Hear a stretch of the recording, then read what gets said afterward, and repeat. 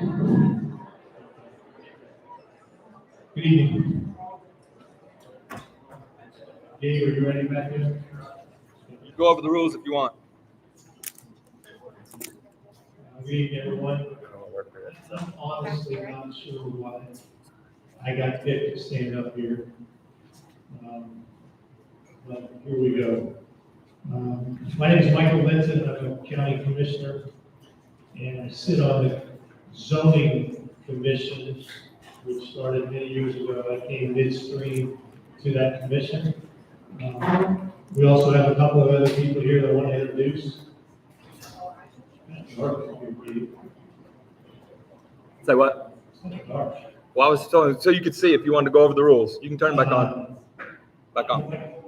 Is here regional planner Scott Schrader. We have Bobby Platts from the director of EMS, Daniel from the prosecutor's office, and we brought the entire sheriff's office, sheriff's department here. And that was not for security for me, because I don't need it, right?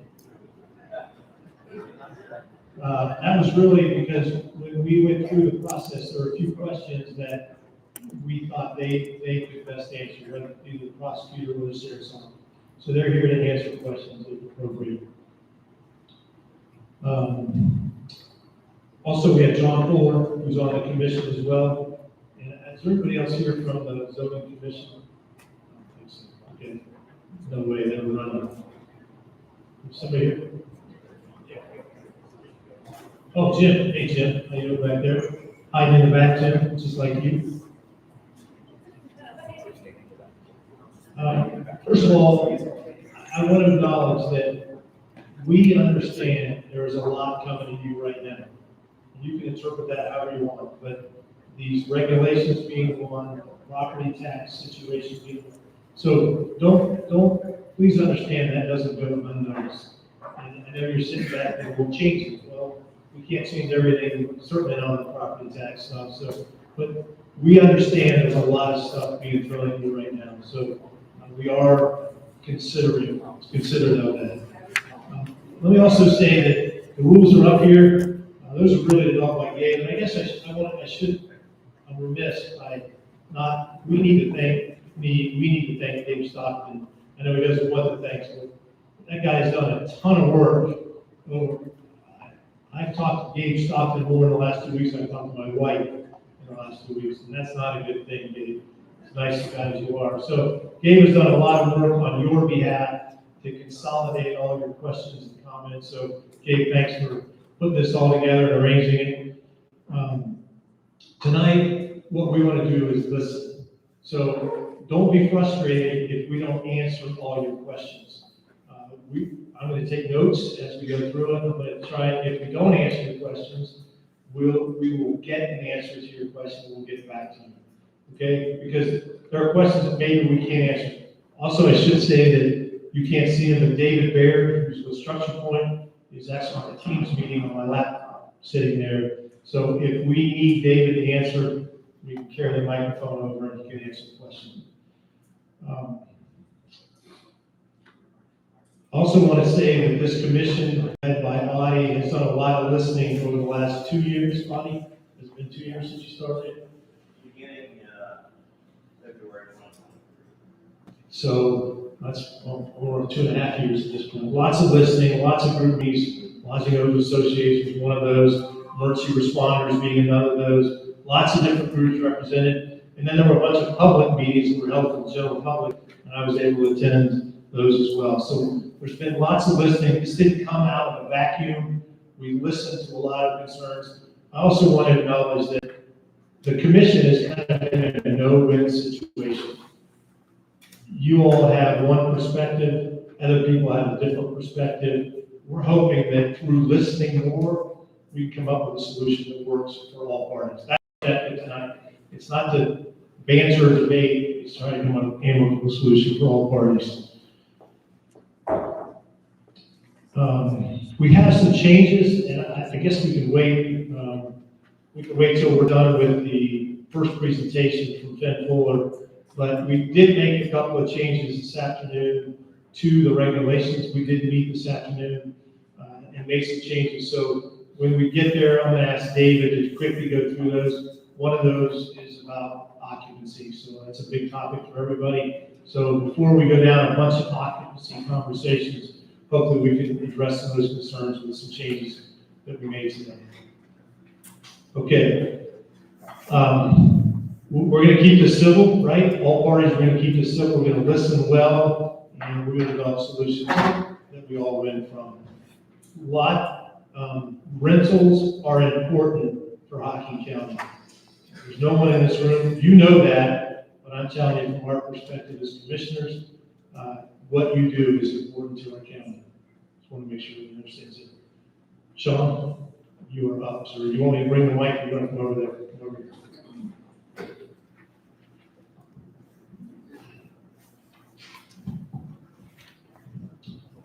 I'm Sean North, and I'm on the Lodging Owners Association board, and I've been chosen to this position. Yeah, so I'm always willing, and I'm always wanting to help.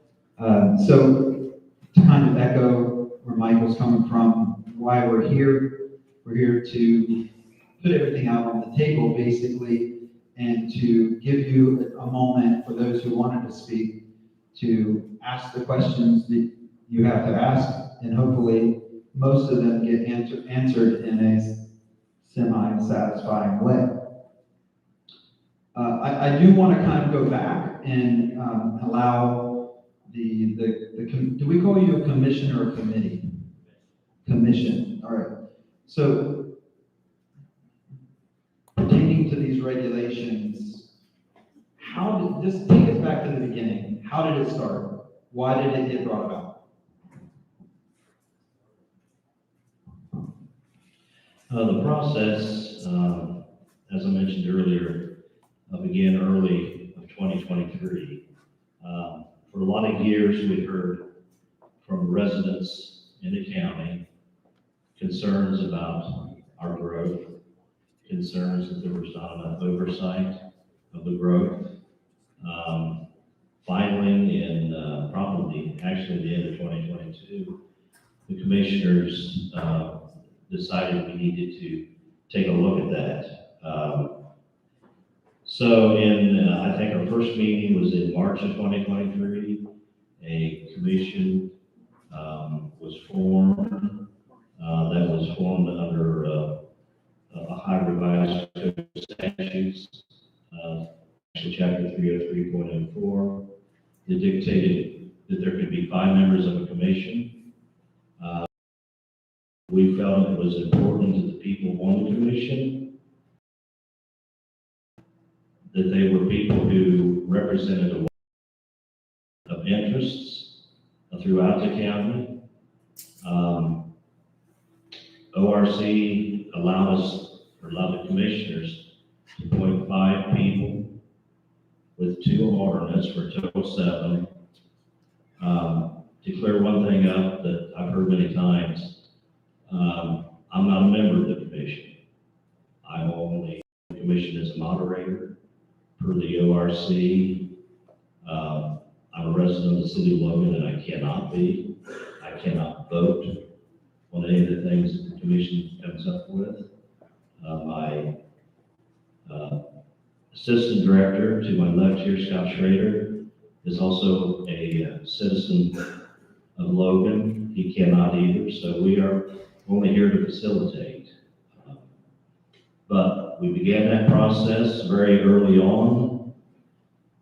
Our first and foremost task was to listen. We began meeting monthly, the same last Thursday of the month. We began those meetings on the Commissioner's Facebook Live page. Every meeting that we've had has involved the public. Even the interviews that we created for the consultants being considered, even those interviews were done live on Facebook, and we had consultants say to us, we've never seen anything like that before. But first and foremost, it was important to us that we not do anything that was not completely open and transparent. So from that forming of that committee, we began searching for monies. We created a survey to share throughout the county, asking the questions, what are your concerns? At the same time, not a part of what we were doing, but the Hocking County Tourism Association and also hired a consultant, and they were looking at the county and looking forward as to what the likes and desires and complaints were with the growth of the county. Out of those two things, we completed a survey. We hired a consultant. After the consultant was hired, we began the process of listening. We had stakeholders meetings, and this was throughout year 2024.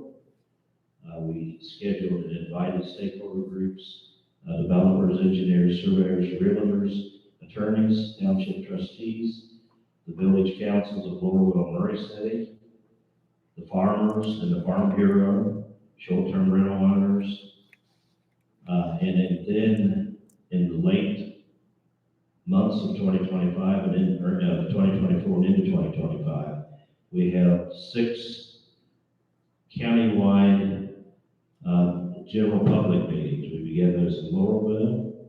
We met in Laurelville. We met in Iversonville. We met in Marion Township in their community building. We met at Ewing Grange. We met ended up in Murray City. Had very good input, very good turnout for all those meetings. From that, then we began the process of looking at what those concerns have been expressed to us. At that point, we turned it over pretty much to the consultant. The consultant was involved throughout all those meetings, had sub-consultants that came with him to help record the comments that were made at those meetings. And as a result of all those things, the land use regulations that you see before you now were established. The very first draft has not been out that long. It was a very early draft with a lot of facts and figures that needed to be filled in yet. But one thing I will underline is that as a result of all our meetings, as a result of both surveys, we had very good response on the surveys. In fact, the Hocking County Tourism Association mailed surveys to every resident in Hocking County. The 70 to 80% of the respondents from both the surveys and both our public meetings and stakeholders meetings, 70 to 80% stated that there needed to be more oversight. So that's where we are today. We're here today to listen to you. There's never been, we get calls and we're being blamed for doing everything only for the tourism industry. And then we get calls from the tourism industry folks saying we're doing everything to be against them. And we're in a no-win situation here. We were only trying to do a job that was given us by the residents of Hocking County.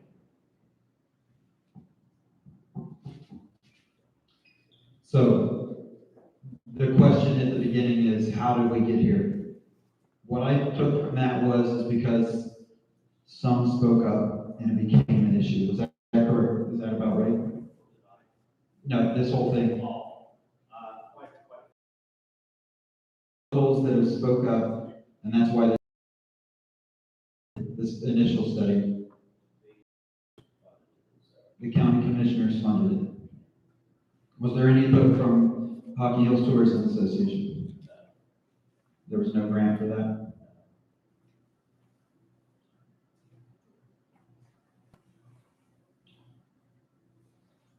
What is the plan as far as the timeline on finalizing this?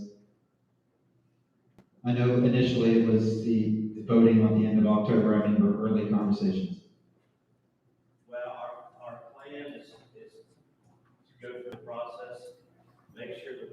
feel like that we've heard total input. I mean, yes, we've got a timeline, we would like to see something. People call us upset that we take as long as we want.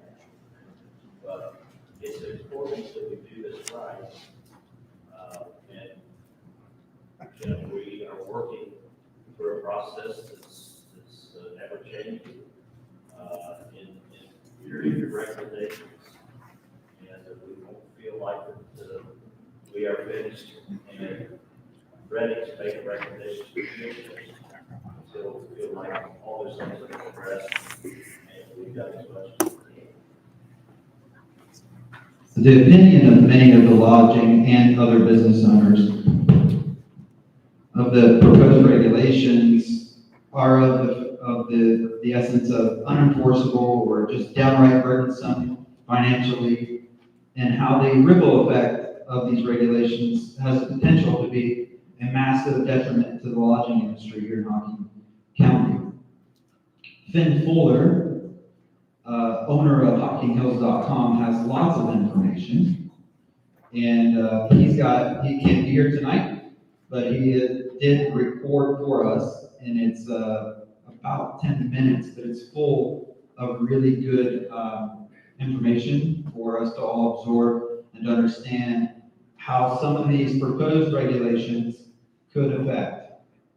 I will say this, me personally, I do understand that the initial regulations, and correct me if I'm wrong, the initial one was basically a template, right? It was something that was, American Structure Point said, here's some things we have. Now, you guys work with it, and that's why these conversations are happening, and there'll be many ways of looking at this and some changes that could happen over time. This is not a concrete plan right away. No, it isn't at all. And what we want to try to reiterate is that everything that's been proposed are regulations that are already in place in other localities. It doesn't mean that works for Hocking County, but these aren't ideas that came out of the out of the thin blue air. These are things that we've looked at other municipalities. One of the jobs that we had in interviewing the consultant was to make sure that they had worked in areas of like size as Hocking County. We have looked at various, throughout the state of Ohio, various tourism destinations, what their land use regulations are. And we've had mentioned to us so many times Gatlinburg, Tennessee, which I know everybody's familiar with. We've looked at their regulations as well. So these are things that weren't just made up. I think that's why it was so important to us to hire a consultant who's not doing this for the first time. Someone who is trained, educated to do this. There's been attempts in the past to do some land use regulation that did not occur, even though there's some well-meaning people that have proposed things, board reflected, but these issues that were presented to us, the ordinances, the land use regulation that you see now, and how we are proposing to approach those. Could you sum up in a sentence?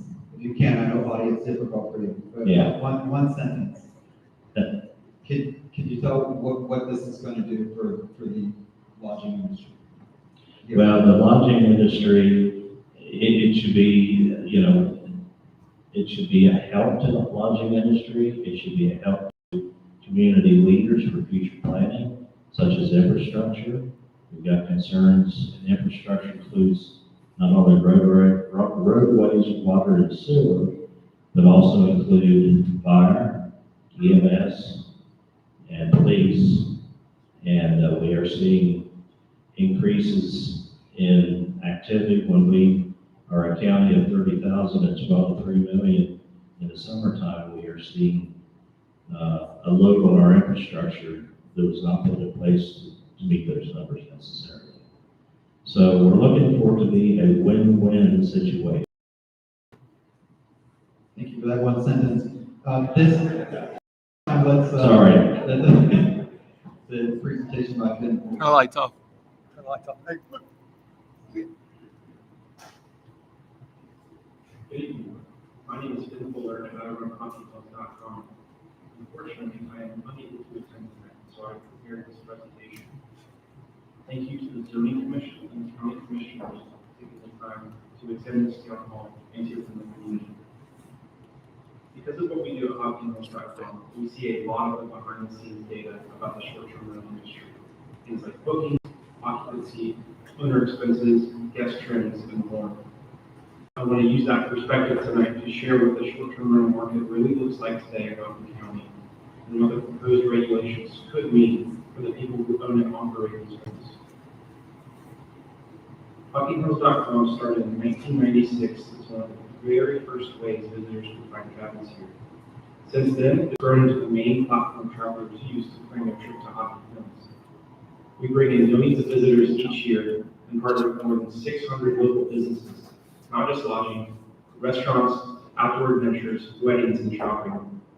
We feature over 1,000 short-term rentals, which is about 2/3 of all the rentals in the area, and more than 400 properties list exclusively on our platform. Our platform accounts for about 1/3 of all local bookings. Because of that scale, we have a clear real-time view of the STR economy. Here's a quick roadmap for tonight.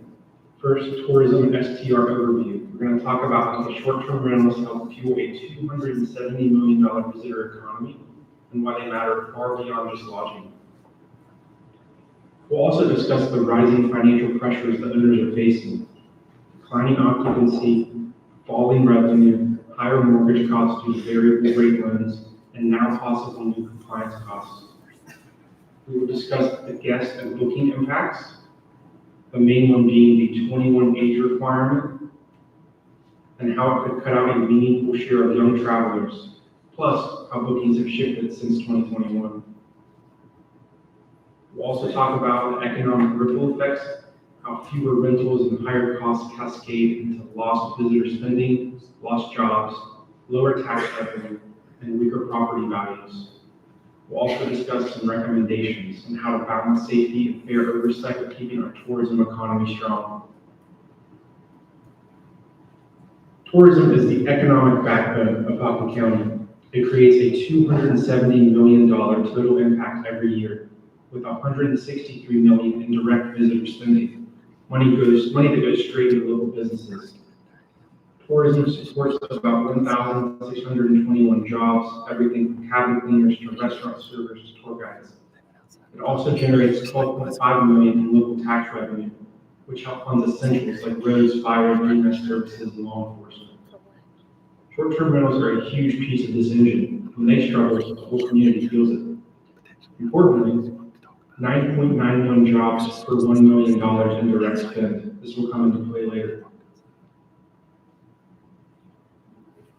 Overnight guests, most of whom stay in STRs, spend significantly more than day trippers. This is data from the state of Ohio. They stay longer, book more activities, dine out more, and shop locally. If we make it harder or more expensive for people to stay overnight, we risk turning high-value visitors into quick day trips. That would mean less income for local businesses and less tax revenue for the county. People think that owning a cabin is a great way to make a lot of money, and that is the furthest thing from the truth. The average rental now earns about $45,000 a year, which is 35% less than 2021. Revenue has fallen each year since 2021, and this year alone, owners are down another 9%. Average occupancy is hovering around 25%, which is going to be a big surprise to most people, but it is absolutely true. Many cabins sit empty most nights. These numbers show the market is already struggling even before adding the cost restrictions.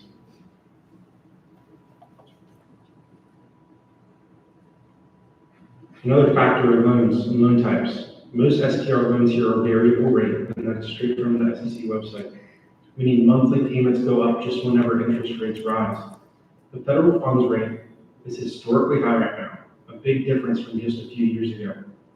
For an average Hocking County property, mortgage payments have risen about $750 per month compared to 4 years ago. Owners who were comfortable in 2021 are now stretched thin, just covering their loan and basic expenses. The proposed 21 plus age for the primary renter rule will cut out an estimated 5 to 8% of guests, mostly younger adults who still travel responsibly. This data is directly from Airbnb. Even without this rule, bookings have already been declining steadily since 2021. It's true, tax collections are up, but that's only because of better enforcement. The actual number of stays is down. Owners have been forced to raise nightly rates just to cover rising costs, but that makes the area less affordable and can push some travelers away. On top of the local costs, booking platforms are increasing their cut.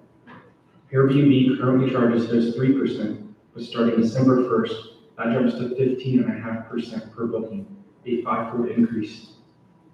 We highly anticipate Vrbo will follow suit within 6 to 12 months.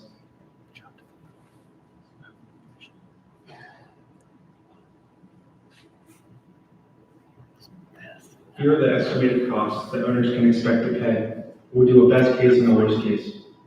I'll lay these numbers out here for you so you can look at them. The biggest impact here is the age requirement. The best case is a 5% drop in bookings. For an average property that makes $45,000 a year, that would be $2,250. The worst case scenario, you have near neighbors, big decks, an 8% drop in bookings for an average property would result in $3,600 a year in lost revenue, and that's every single year. For the local contact person, if you're local, the local owner, perhaps you can do that.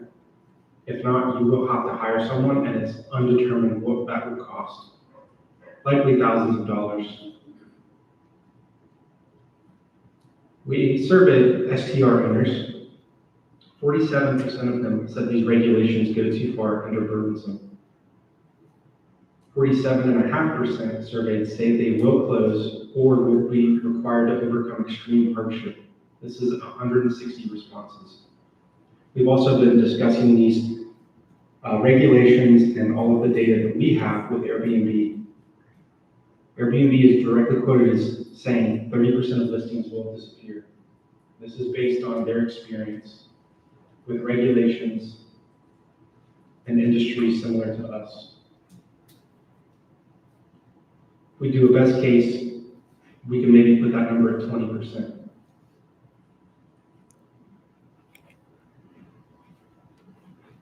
STR costs and rate hikes will lead to more cabins for sale. Increase in supply for cabins for sale will soften property values. Lower values, less property tax revenue for fire, EMS, sheriff, and roads.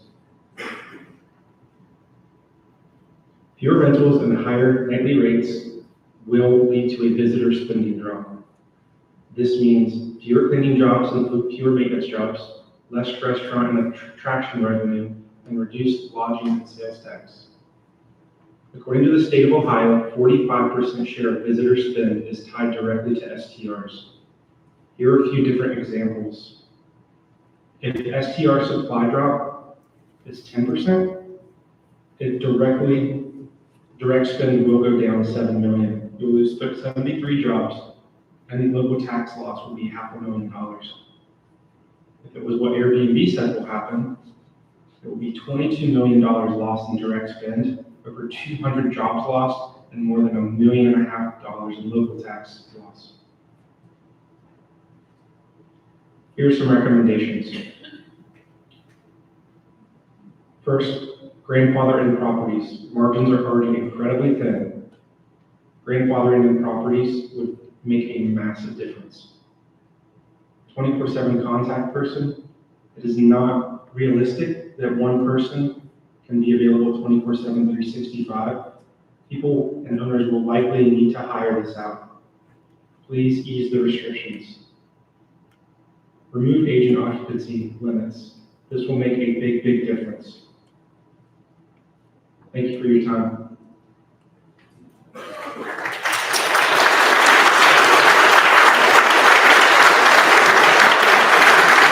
have that, Liz. Lots of good information, lots of good points.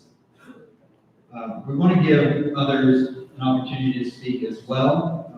But first, I want to see how many of you in the room tonight are either a short-term rental owner or a business that's directly affected by short-term rentals. Raise your hand. We're here, we showed up. All right, perfect. So they're in the right place. Sarah has some things to say.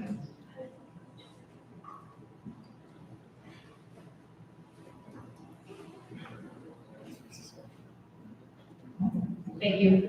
My comment was going to center around occupancy limits, so I don't know if this would be a good time. Do you want to talk about the changes now or wait? It's up to you.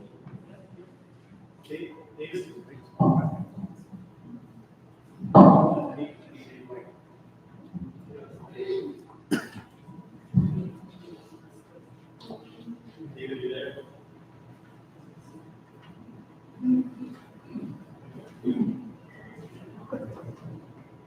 Okay, David, can you talk about the change that we put in place this afternoon related to occupancy?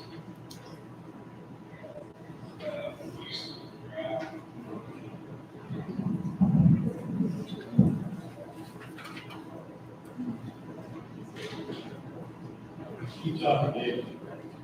Okay. No.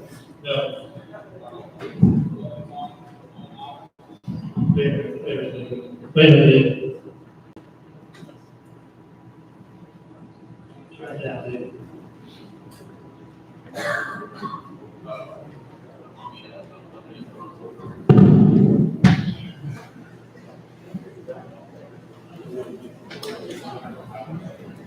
Try again, David.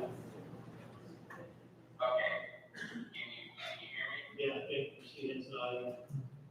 Okay.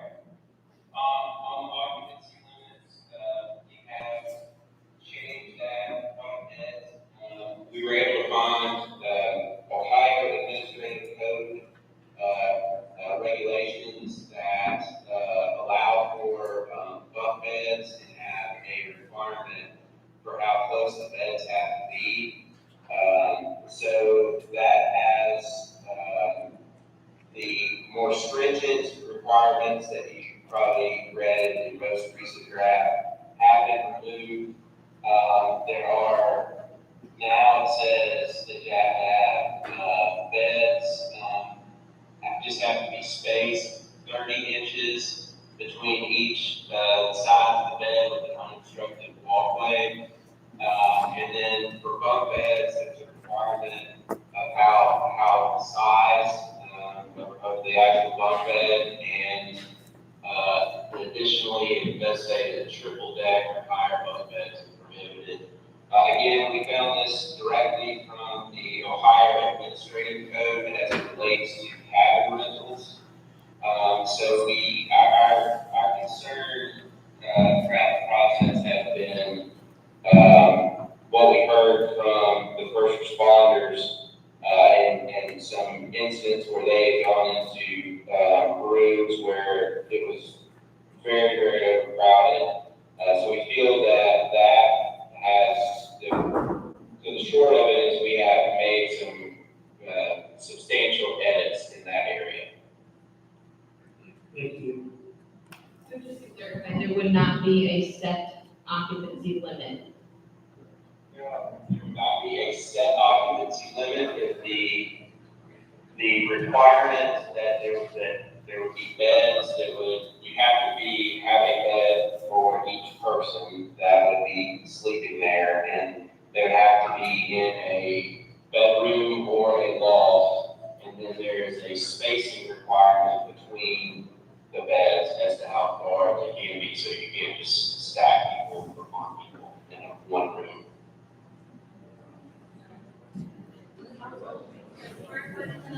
We have people in the room now. Or studio type apartments. Yeah. The studio apartment, the draft bed right now, we did not have anything about that, but I'm sure we could add that in. We had not addressed, the issue. The issue that we looked at was, for this draft, just was about bedrooms and lofts, but, we are happy to hear any comments that anyone has about those items that you just listed and make further, edits. If it can be done in a way that, allows for safety.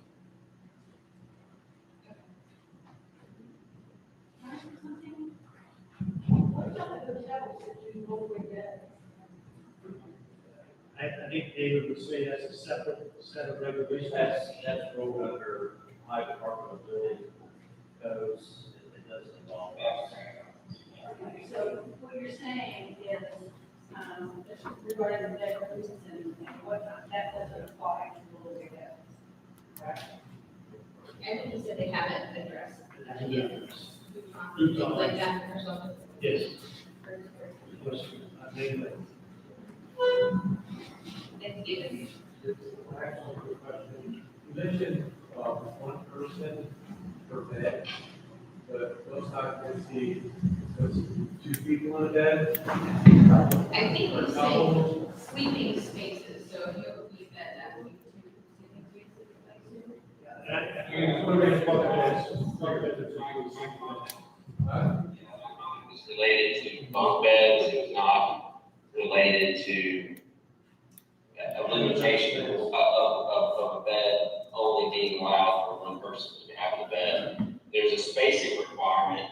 Even if you don't have a bunk bed, you have to make sure that there's a 30 inches between one bed and another bed, but there's nothing that precludes it being a queen bed or a king bed, or it's just for a pathway for people to walk between beds. That's a good question. That's an admin question. How many people in bed is not addressed? Okay. Good clarification. Yeah. Okay, I will move along with my comment. It's on occupancy, but I think it's still relevant.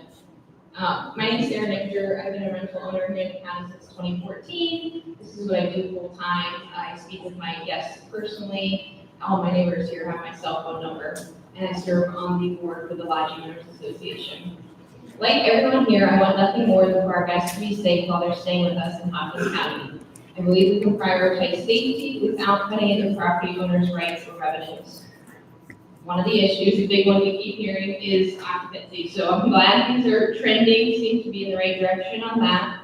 But what I want just everyone to keep in mind is we as owners do not want our properties to be over-occupied. We set responsible occupancy limits on our own properties, and the last thing we want is for more people showing up. It's literally, I think, whatever keeps us up at night. We don't want that. So imagine this. I get a call that my 8-person cabin has 20 people there. I have someone drive by to confirm it. I call the guest, ask them to leave because they're now violating the rental agreement, and they refuse. It's a nightmare. But the proposal that we have before us today would not prevent this from happening. Neither will it have prevented a tragic situation I've heard referenced in nearly every zoning committee meeting pertaining to this matter, and that's the story of a cabin rental where there was a party held with too many guests, underage drinking, and someone passed away. It's a horrific scenario, but nothing within the proposal would have stopped it from happening. So my question is, when scenarios like this happen, will local law enforcement assist property owners in enforcing our occupancy limits by aiding in removing guests who are violating our limits? If I could answer, this is something that we've met with the prosecutor on, and David could answer that better for you, but we are working toward something that will be doable and workable with the sheriff's office to enforce that. So we realize that, that's one of the problems, I think, that we heard about and why we even began the conversation on occupancy. And David might be able to answer you more, but I know we've met with Jeff Catering. We had a long conversation and meeting with him, I believe it was last week, and we're trying to work to the end that would facilitate both the cabin owners, the lodging owners, and law enforcement to allow them to do that. Perfect. I think we can work together. Our occupancy limits are no good if we don't have a way to enforce them. So as soon as visitors find out that we are actually enforcing our rental agreements and we have the power, the sheriff behind that, I think any rule breakers will be deterred from booking a cabin here. So thank you for being here, and I look forward to working together for common sense solutions that benefit us all. Thank you.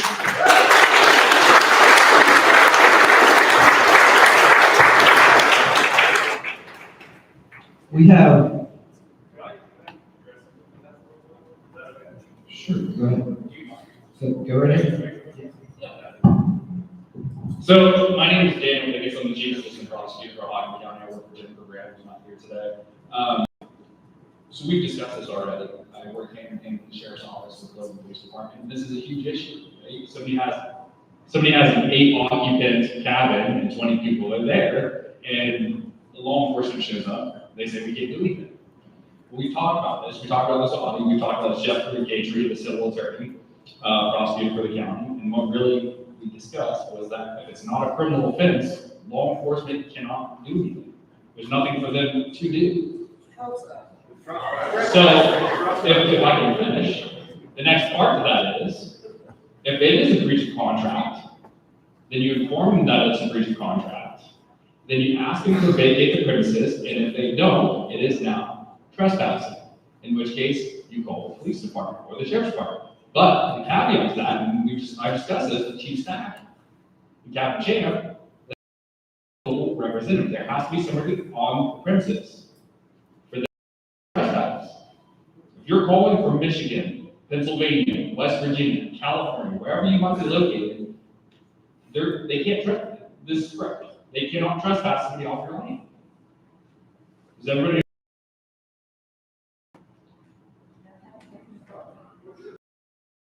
A victim for the crime is what Chief Staff just said. So you all also. You say, hey, they're trespassing. You go, you show up. They're going to sit there and say, the people, the occupants, the 20 people, they're going to say, I have a valid contract to be here. Here's my contract.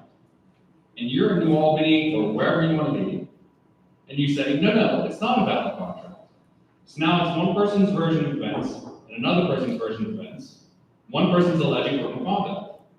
And so the police show up, and it doesn't appear on the surface that anything's happening. They're law-abiding citizens in their eyes. No arrests are going to be made. They're not going to be trespassed. Does that make sense? But if you have, how? Okay, why doesn't it make sense? And maybe I can address that. Go ahead. So just like materials handling, right? Sure. The fire EMS has the map of all the buildings that have those materials. They have a map. Why can't you provide a map of all the occupancy limits for all the owners? It would be very simple. If you're saying you have a section set on a contract, why don't you just go back to the contract limits? So you're saying have a map of every single rental in Hocking? I'm sorry, let me try to finish. So you're saying have a map for every single rental in Hocking County, provide it to the sheriff's departments and local police department, and have that map updated consistently, accurately. So if there is a complaint from somebody that's not in town, and then they go show up and they're saying more than whoever's supposed to be there, according to this map, then they're supposed to trespass people off that land. You're saying that's a viable option? Simple database, very simple. Also, Wait, can we address, let us address this one. Is that a viable option? Chief Stack say it's not a viable option. We can discuss as to why, we can give you better answer as to why, but she says, from a law enforcement standpoint, it's just not a viable option. Okay? Yes? I think the response is, why would you not be willing to be present or have a representative present for that conversation? 90% of people in that situation. Okay. Thinking Okay. a situation where you're small percentage Sure. That would not show up. Perfect. The law enforcement person is going to be there to take care of that. Perfect. So 90% of these situations would be handled exactly the way that we So would. there happens. Okay. That's something that can be addressed at a different time, I think. But the point of it is that I don't think that anyone's trying to overburden anyone. That's not the point that law enforcement is trying to do. It's rather, we're trying to make sure that we're following the statutes and everyone's rights are being followed and observed, okay? I think the gentleman in the back had a question first. So- And I so don't you're- want to take over your presentation, sorry. I just want to address hers because she went first. Yes, sir. You received a call about occupancy being violated. There's 30 people and 8 beds. Is that not obvious enough to know there's something going on? I'm sorry. No, stop. I agree. So, we don't, there's a lot of people, a lot of questions. We're not gonna have time to applause for every time somebody asks something we left, okay? So, on that, let me ask you, law enforcement show up at the front door, they knock on the front door. Who answers the door usually? One person. How many people do they see inside that door that's been cracked open? One person. How many cars do you see out front? 30. Is there any laws against having 30 cars at a property? No. Do they have probable cause to enter into the residence? The answer is no. I'm not the police. They don't have permission to enter into the residence. And I'm telling you, from a prosecutor's standpoint, in that, if they went in, they effectuated an arrest, and it came to prosecution, and I tried to prosecute for a crime, all of that would be thrown out because some of these constitutional rights were violated when they didn't have probable cause to enter into the residence. Okay? Unless there's a contract because of the person who rented it out, right? So they have rights once they contract with you to stay in that premises. It's not quite the same as renter's rights, but they do have rights, okay? And, yeah, I think, go ahead. So I've got Airbnbs, which I had father's friend, an 18 high school student show up for that. Sure. 20, I do. But I also, very, very, very first driveways, leases, and I've been on the other side of communicating off building gas lines, driveways. And I do understand there's a difference between civil and criminal, because I've been on the other side of you trying to kick the off by landowner, and I said, I went right to the sheriff, said, hey, look, this is a civil matter, I have a contract, you got a contract, if you read this contract and took the ball right here in front of me on this property, then why would he court for judge? Right. And typically they say, he's right, go ahead. You're saying that he as Hocking County residents, before these can show up, and you can help you there, that's really good. Well, okay, so it's a little more nuanced now, but generally, broadly speaking, if you have the owner show up, the property owner show up, you have a contract in hand, you can tell the law enforcement how that contract's been breached, and now you would ask them to leave the premises, you ask them to leave, they've been put on notice, they haven't left, and now they're trespassing. You can trespass them at that point, correct? And the answer is yes from law enforcement, okay? That's why it's so important to have someone local there if possible, okay? And I don't want to take over his presentation, I really don't want to take this a few more minutes. Yes, ma'am. Yes. We have not had that. I have called over 7 years, only 4 times. We haven't had that response. I wish I could. That's why we're here. Correct. Yeah, we hear your concerns too. There's a commitment to do. You're hearing it. I appreciate that, that's what I'm saying. Yeah. I hear you. Thank you. It's gonna get nowhere quick. And I'm sure if you pulled that in and you said, I'm a property owner, this is what's going on, there's been a breach of contract, I've asked them to vacate the premises there, I'm trespassing, will you come with me or meet me on the property? Would you do that? And the answer is absolutely. I can't answer to what happened in the last 7 years, but that's what the answer is today, okay? Yeah. We're gonna move on. I'm sure that could last for hours, and I'm sure we all got other things to do tonight, but I mean, I want to give people an opportunity to speak. Obviously, that was an opportunity as well, but I want to move on to more individualized subjects. Next, we have Stephen Simons from Lava Laundry Services, who wants to speak about how these proposed regulations, if they are too stringent, how they perhaps could affect his business as well. Thank you, Sean. Well, first, I'd like to thank everyone for coming tonight, and all the dignitaries as well. So my name is Steve Simmons. I'm the owner of Lava Laundry, located in Lancaster, Ohio. A year and a half ago, my wife and I purchased 2 laundromat facilities. We established 2 primary goals for our business. We want to provide reliable, dependable laundry service to an underserviced need in the Hocking County region. We learned that many STR owners have well water issues, rising utilities, rising labor costs, and a lack of labor.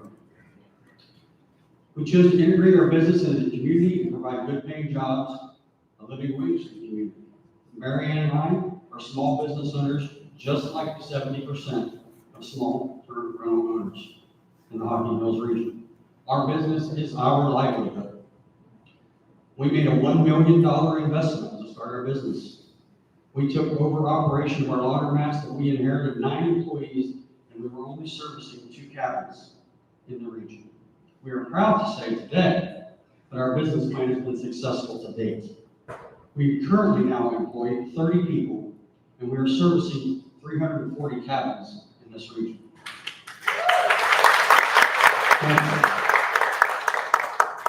Our employees earn a base salary and can earn a production bonus to earn over $30 an hour. Our 2026 goal for our employees is to provide them health insurance as well.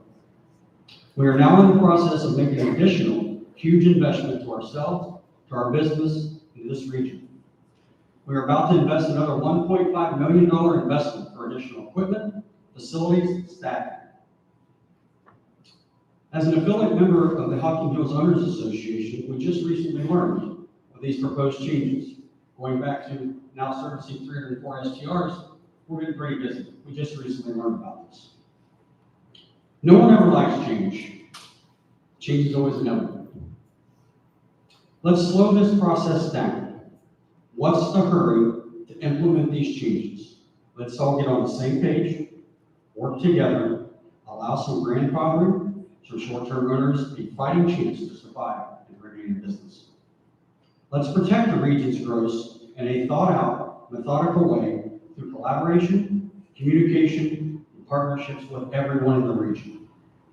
The plan should be created to help everyone thrive, from the local community to all business owners, not a plan that puts current business owners at risk of losing their livelihood. We should be implementing change that we should not be implementing change that jeopardizes anyone. Remember, it's everyone in this room and these STR owners that have created the tourism and have created these accommodations for the guests to visit our region. Why are we attempting to threaten their business? Every STR in the region supports dozens of other small businesses, cleaners, landscapers, HVAC technicians, maintenance crews, and many service companies like myself. Some of these proposed changes come with a substantial financial implication to all short-term owners that can effectively put them out of business. As a former firefighter paramedic of 34 years, I would like to ask and address some of these safety concerns. One of the proposed changes is driveway specs. I would ask the powers to be, does these implications, these driveway standards you want to implement, are your county roads meeting them? Are the roadways wide enough for 2 vehicles to pass? Can every citizen in the county call 911 in the event of an emergency? The answer to those questions is no. And my example would be last winter, my van got stuck twice, just on the road, just on a county road in Hocking County. There was no cell phone service. They had to walk and beg and hope they could get someone to answer their front door. So let's work on some county roads so that all safety services, all residents in the county can travel safely. In closing, let's all come together. Let's grow the right way. Let's continue to make the region thrive for everyone and every county resident, not just short-term residents or renters. We don't want this region to become Walmart 101. Walmart ran countless businesses across our great nation out of business and put small businesses out of business. Thank you.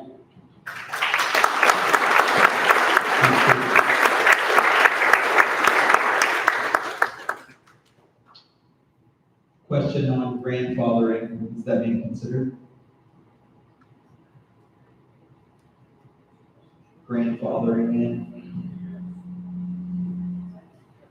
Yes, we had that conversation with David today. That personally is something that I think needs to be looked at. I think that personally is something that's only fair. What that will look like, I don't know. We've also had right now within the newest codes, a variance process for some of those things that may not meet, that there could be extenuating circumstances or hardships created by some of these things. The numbers that we have used, for example, and the road qualifications and classifications have been greatly changed since the folks that last probably looked at the current presenter had stated. But those numbers come from the National Fire Code, not anything that we made up. These are things that we feel is important. If you're in a business, you invite the public in, they come in expecting safety. They come in expecting that first responders can respond to them. That's where all that came from. But yes, to answer your question, Sean, we are looking at grandfathering. We're also looking at the variance process.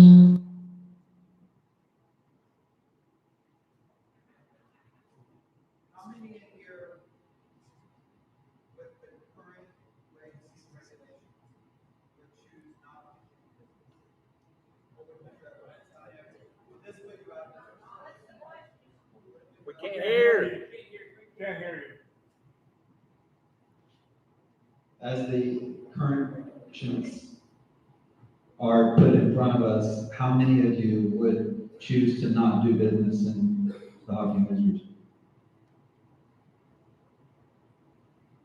Too much of a financial burden?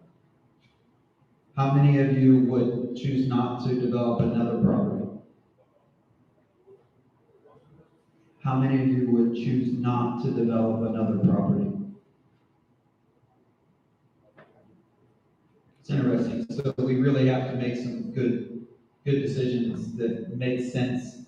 What happens if, well, we saw the numbers according to Finn, but what happens to properties if they're no longer short-term rentals? Anybody from the audience want to guess what, you know? Yeah, back there. They will collapse, as mentioned in multiple meetings, that we're not looking at regulations that actually affect one negatively, we're looking at regulations on certain sides. That's what we have. When you have increased real estate, you drive up value, by increasing property taxes, driving up the regular costs in the area, which is proposed. Thank you. Let's get to our list. We have 12 people to get to. First is, yes. You want to ask the audience a question? Go right ahead.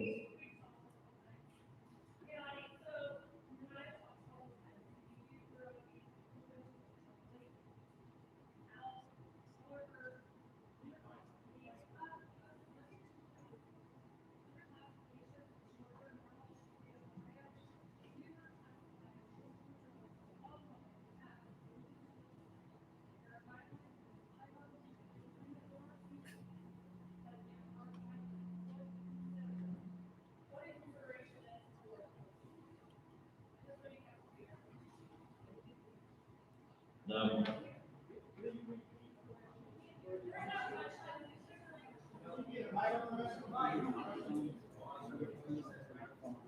Yeah, I think You said I used the words open to the public. No, I said short-term rentals where you invite the public in. Not open to the public, but where you invite the public in.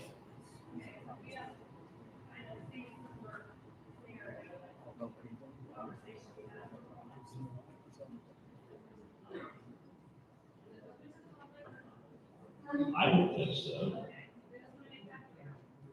No, if you're not invited, if you don't have an agreement with a short-term rental owner, you have your business.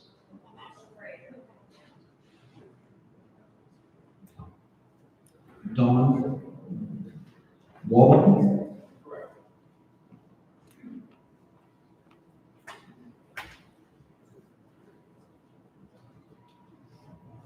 Hi, I'm Don Waldbaum. My wife Joy Miller.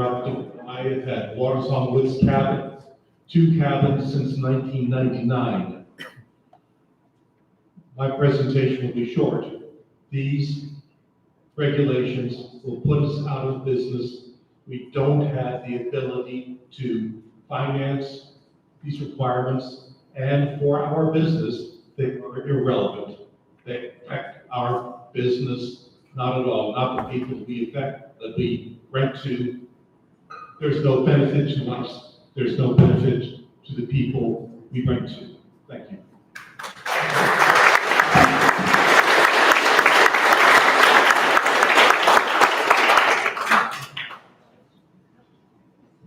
Thanks, Don. Jeff Horvath. Thank you. All right. My wife and family and I have been here in Hocking Hills since 2017. She and I own a small Airbnb property here in Hocking Hills called Wildcat Cottage. Our dream of owning a little bed and breakfast started in the most unexpected way. One day I saw the property listed on a county auction. Just a map with a pin drop, no pictures. I asked my wife if she wanted to go see the house, and she enthusiastically said yes. We drove out, looked at the property, and immediately we saw something good, something with potential. But after doing a little bit of more research, I realized we were looking at the wrong house. The auction was actually for the small bathroom down one cabin across the street. We were disappointed, but that spark lit a flame. We started looking at other properties, one after another. Most were either way overpriced or had serious problems. Nothing seemed to go right, and we were close to giving up after months of setbacks and outbids. Then, one day, a new property showed up on the MLS. It turned out that the very first one we had ever looked at, from that moment, it was that property. From that moment, everything went smoothly, almost as though it was guided by God's hand. That property became Wildcat Cottage. The house needed a lot of upgrading and repair, but we saw its potential. Over the years, we poured our savings, time, and creativity into transforming it into the warm, welcoming, 5-star B&B that it is today.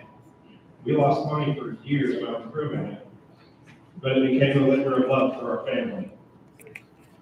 Wildcat Cottage has been a blessing, not only for us, but for so many who come to visit Hocking Hills. We've hosted guests from all over the country, and many of them have made Wildcat Cottage their home away from home. We always recommend local restaurants, shops, and attractions to our guests, helping to bring businesses to others in the area. And what we earn, we share. We tithe, we support overseas missionaries, and we help the local high school band. But now, with the heavy new taxes and regulations being placed on B&B properties, small family businesses like ours are being pushed to the edge. Property taxes are rising nearly 50%, lodging taxes are increasing, the new cost of repair mandates are being added on top. Wildcat Cottage does not generate much income. It just breaks even. But it represents a dream come true for us and has a connection to this community. If these changes continue, we may be forced to sell, and then what happens? It won't be another local family. It'll be a large, well-funded investor who can afford to buy out multiple properties and ride out any storm. And that's when we lose something irreplaceable: local ownership, community character, and the personal touch that makes Hocking Hill so special. I'm asking our leaders to please take a fairer approach, distinguish the distance between large corporate investors and small family operators like us. Give us a chance to keep our doors open and keep welcoming guests and keep supporting the community we love. Thank you.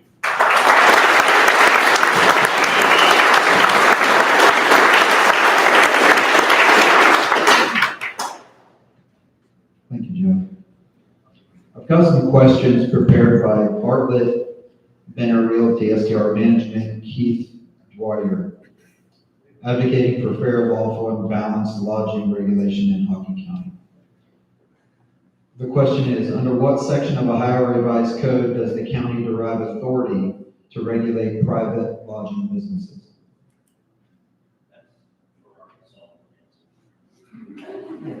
It's for consultants. For that question, we need to take that answer.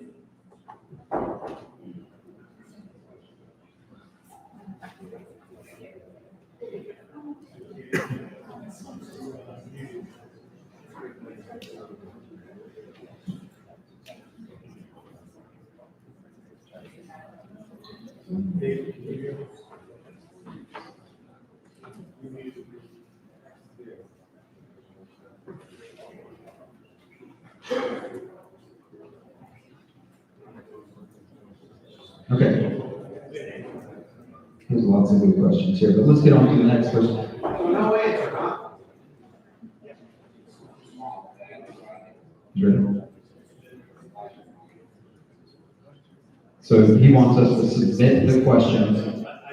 You're going to submit the questions. I'll give you the list here, and then we'll get those in writing.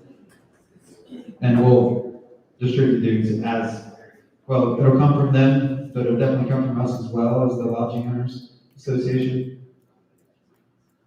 I'll just go through the questions real quick so you know what to expect. Why is there no mention of an appeals process for denied permits?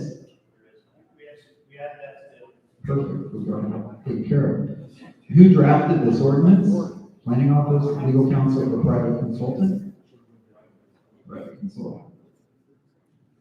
Has this draft been reviewed for compliance with state fire and health codes?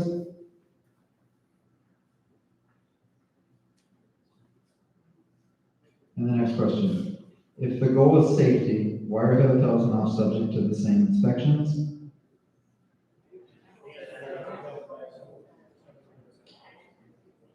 What is the plan for data privacy and liability if guest input is collected by the county? I don't think that we have any No need to gather yes, David. if guest info is collected by the county. It's saying that they want to be able to, basically, the way this reads, they want to be in the back end of our programs, our booking programs, so they would have access to all of our guest information, including, Potentially. in some cases, their credit card information. That's not PCI compliance, and it's proprietary information. I don't know that any place in regulation states that we will have. It's on. It's not that they're going to cover it. I think it just states that they have access to it. Right now. That's all I'm saying. It's not information that pertains to vet, not all of the information pertains to vet tax. That's why we report our vet tax every month. It's the same way we do federal taxes.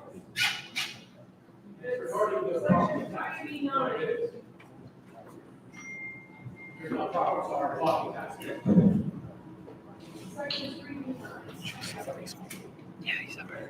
And they're also technical programs are acceptable for them. No, that's not true. It says that it has to be acceptable to you. You have to.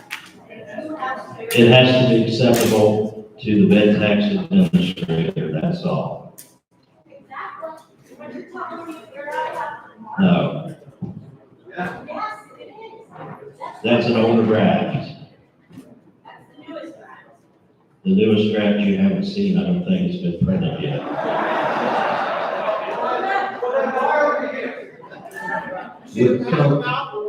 We're here to get, So let me answer that question. We're gonna pass it on here. We're here because you asked us to be here. We scheduled a meeting for next Wednesday. We had our meeting today. The new release could have been released before next Wednesday. We were asked to show up today. So we kicked our butts to try to make this meeting with as much effort as we can. So we apologize that we didn't make the time today, but this request was put on us last week, okay? So a little grace would be appreciated. I think you were all covered, but it was put on all of us, so we all showed up too. Yeah, but in terms of, you didn't change the document. We worked on it today. You'll get a draft. In fact, it's on my laptop. I wish I could print it and hand it to you. So we apologize, but we are working as hard as we can on this issue. We're here to listen, okay? And that's, you're not getting the input from all of us, we're all here. And my biggest fear is that we're showing up right now, and we're telling you the problems, and we're gonna walk away from here, and you're gonna do whatever you want to anyway.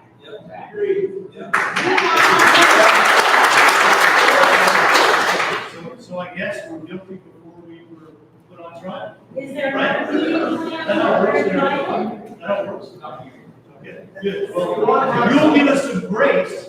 We're here to listen. We'll continue to listen. Someone asked about the timeline. The timeline is as long as it takes to get the input that we need to make. And to give you input. So we can invite back for more input. Next Wednesday. The party's on us, next Wednesday. All I've heard from meetings at the zoning is they gotta hurry up and push this through. Right. Hurry up, push this through. are you in a hurry? Yeah, they're in a hurry. No, I'm asking them. Are you in a hurry? I'm not worried at all. We've been on this pushing 3 years. I don't think that shows that we're in any kind of hurry. I think that the bottom line of this is there's a lot of people here that don't just understand a lot of, that's why we're here to understand. And so there's a lot of assumption too, and that creates emotion. And when we assume certain things, or we hear it from somebody else, then that just creates sometimes some anger, and then we just lash. But I really believe that they're here to give us good, solid information for what they know at this point. Remember, this first document was like a template. There was a lot of information put on here by American Structure Point, and now it's their responsibility to pick through it and understand what's best for everybody. That's why we're here. There's nothing set in stone at this point, so I think that some of us get a little upset, a little prematurely, when none of this is really set in stone yet. So please. Correct me if I'm wrong. Yeah, I think the Steve. reason that this got sent backwards was when the consultant made their first presentation, they made the quote unquote statement, "This we know will run people out of business." Did or did not the consultant make? Comment? Yeah, I did. I don't know. Commissioner, I want everyone in this room to remember, this is a two-step. Okay, the zoning commission, and they're doing yeoman's work, everyone is working extraordinarily hard. Their recommendation is just that, it is a recommendation. Absolutely nothing can be enacted without board commissioners voting to enact it.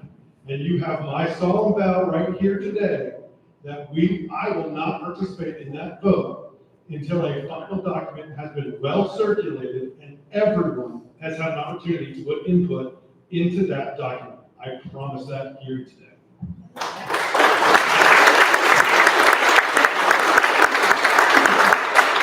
Those are very important words to hear. Yes, everybody can say that. Jason was not here because we were concerned that we were breaking. Yeah, veterans, Yeah, but there was some concern about that. He was here. He like, there. Other things that what I'm doing right now. Yeah, that's why I went outside. Yeah. That's why the I'm attorney here took to it listen. outside. We're here to listen. We're not gonna make a knee-jerk decision. We're gonna listen, and I said at the beginning, there's been lots of listening. There'll be lots more listening We'll take a couple questions before we get to the rest of the list that wants to speak. You were first. I'm very involved with first choice lodging and restaurant stores, so I kind of see all those sides of that. And because of the tourism industry, you know, we do outdoor activities, and the lodging industry, you know, between Athens and Hocking, we have close to 50 vacation rentals. So we bring over 25,000 people into the area, and the majority of us end up Hocking Hills, and we have our favorites list that we provide to all of our customers, and a lot of the businesses are on that. And what I want to do is really kind of suggest, and I don't know, maybe the commissioners have already had a panel of lodging owners sit in front of you and go bullet by bullet, reviewing the different points that you guys are trying to validate.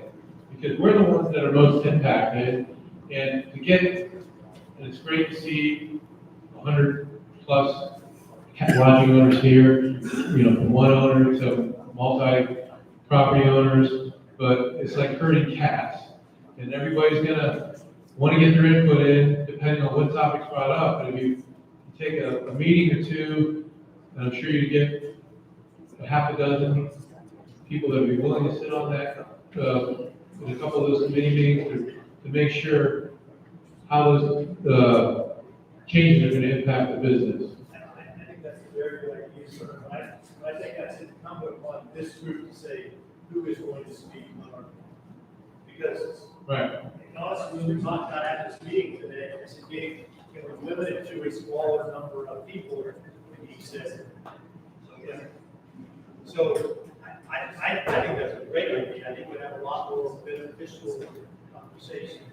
But again, and I'm not criticizing what's happening here, but if you would take 10 people or 12 people to represent the interests of all parties, I think we could have a very good conversation. But I don't think it needs to happen at the commissioner level yet.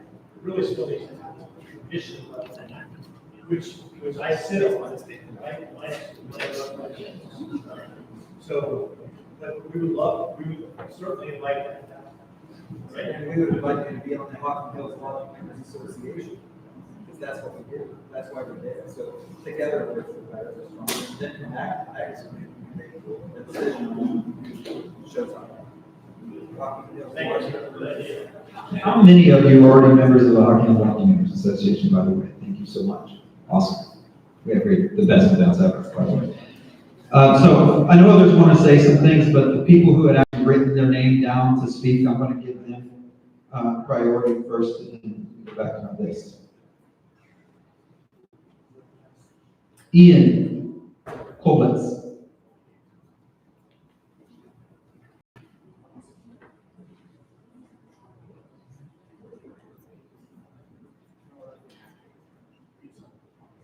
My name is Ian Coates. We have been actively investing in Hocking Hills since 2014, and a local realtor as well. So I'll keep this more inquisitive. I'm sorry I read off my phone because I wrote it all down here, but I'll ask a few questions, hopefully answer a few observations. First and possibly most important, what are the purposes of these regulations and codes? Is it being done in the name of the state? Is it being done in the name of the state? Is that why most of these codes are coming out?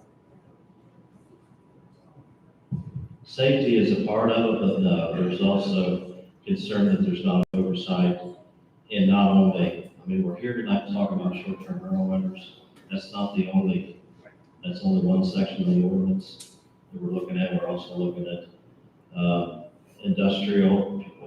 potential industrial development, potential commercial development. So it's just that there's some tools in place, but right now there's no oversight. I don't know if folks around here can remember the gentleman that owned a property at the entrance to Old Man's Cave, and he had proposed a amusement park, and that met with a lot of consternation. Unfortunately, or fortunately, whichever way you want to look at it, he lost the property, the state of Ohio bought it, that's where the Welcome Center is now. Those are the kinds of things that we want to have at least some sense of, to make sure that we don't affect Hocking County negatively, and what we all hold dear to us here in Hocking County. And that's why tourism is big.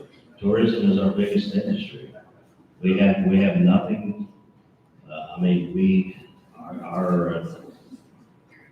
the sales tax that we collect goes a long ways towards operating the county. We just lost another manufacturer. We don't have a lot, I wish we had more eggs in the basket, but we don't. And we don't want it to become something that all of a sudden it's not what it used to be, and then we end up losing folks that come visit. So your argument is that you want the authority to be able to dictate how somebody's going to use the property based on the ability of these regulations? No, we want to give guidance on how it's developed. So in that example, a government would have reached into somebody else's property. A potential overreach, that always happens with this thing that government does. So I'll just continue because I already know. Yeah, sure. Let's just say that, we know that's a broad outreaching idea. We told at the beginning of this meeting that we're being done because residents are worried. If that is indeed a statement of fact, then why would you be installing regulations on building and codes related? I'll ask the sheriffs more broadly, and this is probably already answered. Outside of domestic disputes, parties, and vehicular accidents, have you noticed an uptick in safety-related injuries, particularly in transient rentals and people coming from out of town, non-county residents? And I'll go ahead and answer that for you already, because there is a public records that can show firefighters runs that will dictate and show you how many non-county residents these runs report, and the numbers don't reflect due to building codes and or safety. Drastic 2-time for 2020, obviously we know what happened then. So again, the fact that we're trying to introduce new things on these building regulations and codes would only indicate that we're trying to do some safety reasons, and the numbers and facts do not back that up. My second question is, how many people in this board, or members up here, are cabinet members? That there's the title. Are you a cabinet member as well? You are? And anyone else? You are? Okay. So, 3 of how many? Okay. If you did raise your hand, do you agree with all these regulations?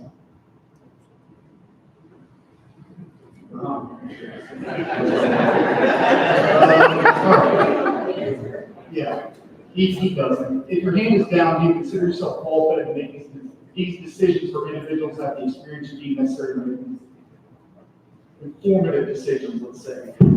So, okay, so you're just here to listen and okay. And the same with you then? Can you please stop typing? Right, that's my question, is if indeed you are a cabinet member, do you deem these regulations to be necessary for what's going on in this county?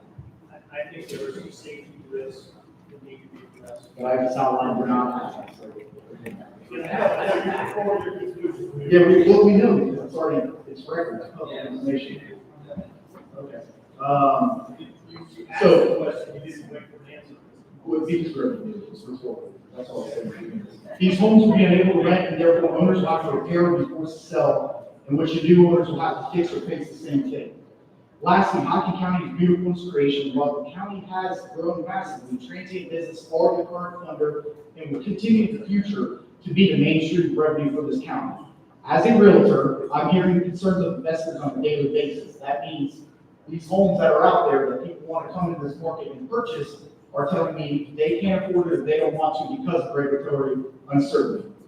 That's part one of that one. The tax increases most cabinet owners and non-cabinet owners can justify because these property values have risen as well. That goes for non-transient owners as well. So people in the county can say, yeah, that's fine, my taxes went up, but I'll be able to afford them. To be clear, I'm suggesting property values will possibly continue to decrease because of these regulations. I would expect normal home and landowners whose taxes also have increased drastically. I'll leave this in my final statement. The government, even local, has asked for more and more and will continue to, i.e. income tax being increased in time of war and being promised it will be reduced after.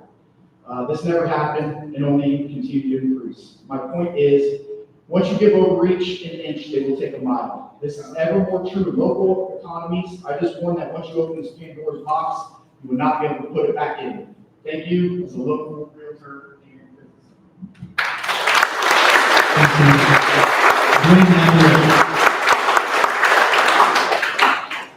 Dwayne Napier. 3 minutes. I'm not gonna, I got a time limit. So the last name's Napier, but if you're from Kentucky, it's Napper. So, I'm Dwayne Napier, so my wife and I, Cassandra, we believe that we understand the intent of the, contact that needs to be, within, 30 or 60 miles away. However, to verify what the intent is, so while we do agree with the intent of that local contact individual, we believe with the way that you're proposing it has to be. And I would just say that proximity, responsiveness, or accountability. Okay, so I want to proximity does not equate the responsibility or the accountability of those individuals. It's supposed to be that contact individual. So we have different short-term rentals. We have one in Hocking Hills and several in River Gorge. However, my wife's from Columbus. It's very personal endeavor for us to run our place called Copper House. And we have just had a lot of issues with local talent, let's say. Cleaners, we all know, is the lifeblood of your business. They're the eyes and the ears. We've had so many issues with cleaners that can obtain our 5-star rating and keep us as super hosts. And you can probably raise your hand if you had issues with that. So we're just saying that the local talent is very difficult to acquire. We're very good to them. And all of our rentals, we always get local individuals to run it. Now, I do the toilets and the weeds and everything else, but I do expect very high accountability from our staff. It's very difficult to get consistent staff in the Hocking County area. So I would just say that it is very difficult to obtain a 5-star rating and superhost status on Airbnb and Vrbo, and we're on a lot of platforms, but thank the Lord that we are in actually the top 5% within Hocking Hills, and it is very difficult. So my intent for being up here is saying that just because someone is local does not mean they're going to respond with the same zeal, with the same enthusiasm and true responsiveness as an owner does. So we are completely 100% owner managed between our short terms, long terms, and our midterms for traveling nurses and students.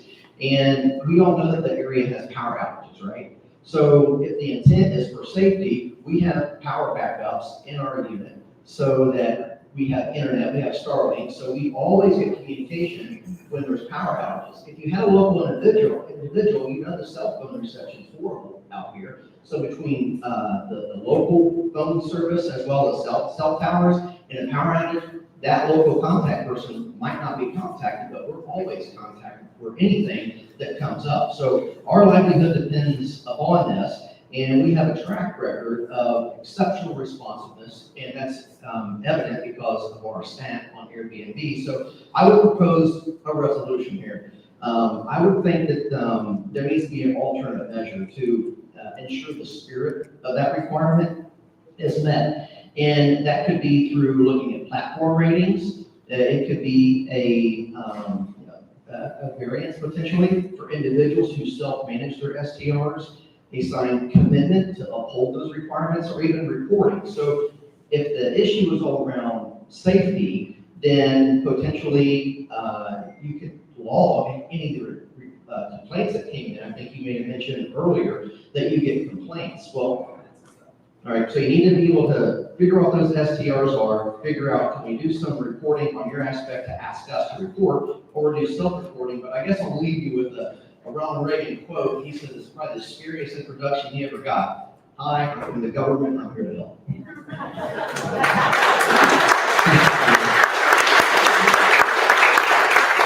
It's nice to have some comedic and that's the all this. Next person, Todd Hamby. Todd?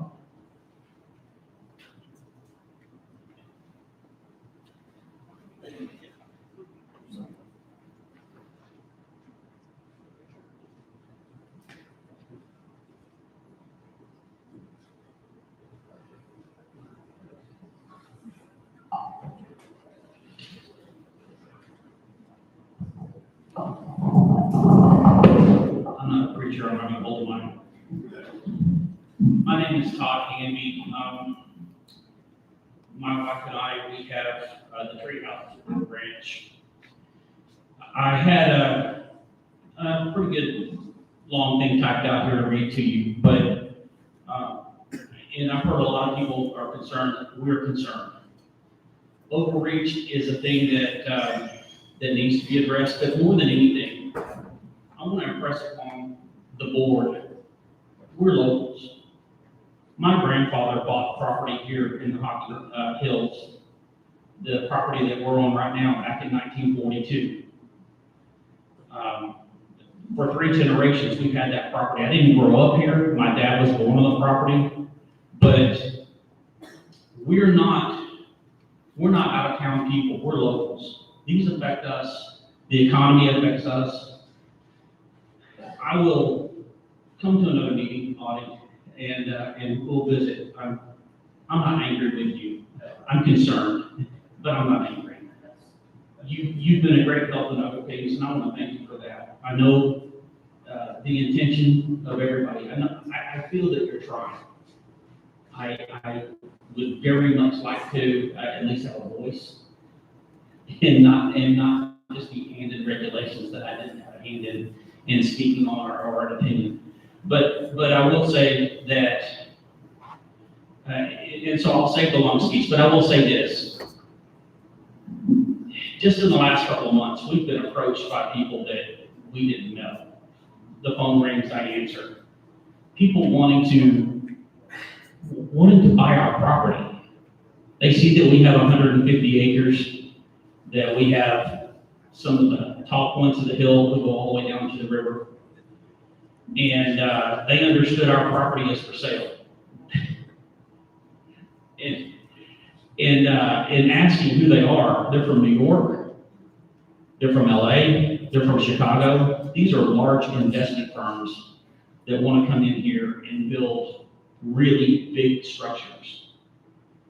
If these regulations punish the smaller business owner, those structures aren't going to just go away, but we will. If we can't stay in business, it's not that these buildings are going to fall down and they'll just be a ghost town. Somebody's going to come in and somebody's going to buy it. And when these big companies come in, they don't come in lightly. They come in with really big pockets, and they won't have meetings like this where people are trying to discuss their concerns. What they're going to do is they're going to come in with a team full of lawyers, and it'll be years before any regulations see the light of day.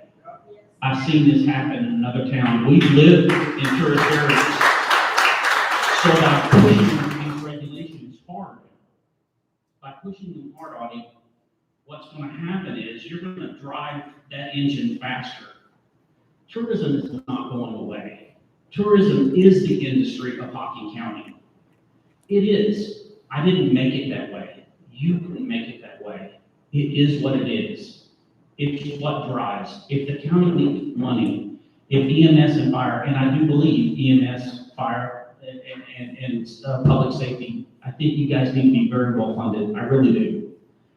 However, we need to work on getting you the tax dollars correctly by coming up with arbitrary taxes or regulations in this case. I don't think this is the right way to go about it. I think this is kicking the can down the road. It doesn't address the problem. I look forward to meeting with you later. Thank you so much.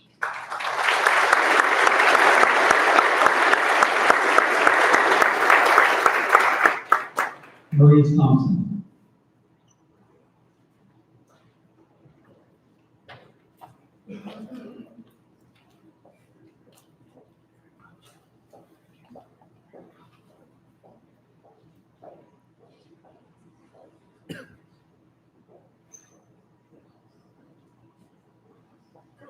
somebody signed me up because I mentioned that somebody should ask about what the revised code section was. I think that question was already answered earlier, and the outcome was, you're from the prosecutor's office, civil side? Oh, okay, so no, you're gonna get back to us what the revised code section authorizing the regulations were. Okay, that was all I had. Since my name was called, I'll come up with something else. Which is that, I noticed that, Finn's presentation, which was very good, did not include the cost of doubling or tripling your property taxes, along with the other potential, costs of the regulations that should be factored in. Those will be set to, these folks are set to do that, to almost everybody in the room, effective February 10th. So, in the spirit of sort of this discussion about the slowdown, you're gonna have two different massive distortionary market effects coming in at the same time, the property taxes and the regulations. So it may be wise to maybe slow walk the regulations and see how folks are able to digest the property tax debacle first, maybe for a year or so before that. And then, I guess another variation of the question I had, can anybody give an example of another Ohio county that has countywide short-term rental regulations?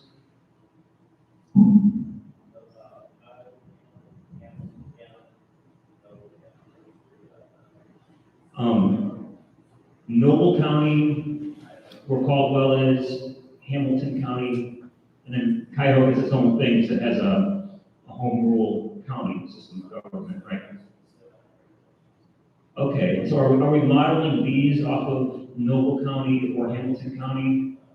Have we tracked the experience of either Noble or Hamilton to see how things have gone there, how the regulations have worked out?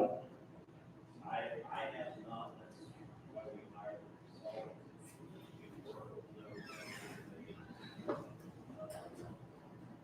I know that those regulations.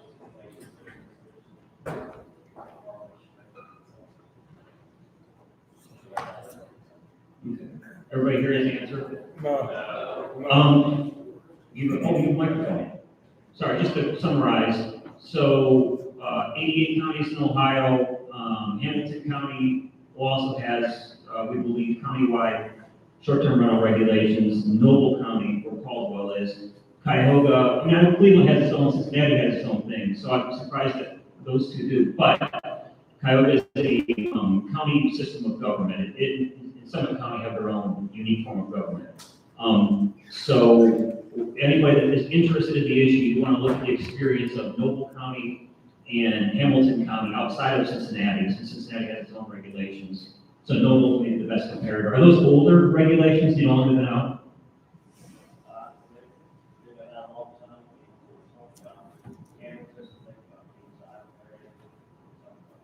Mason. City of Mason.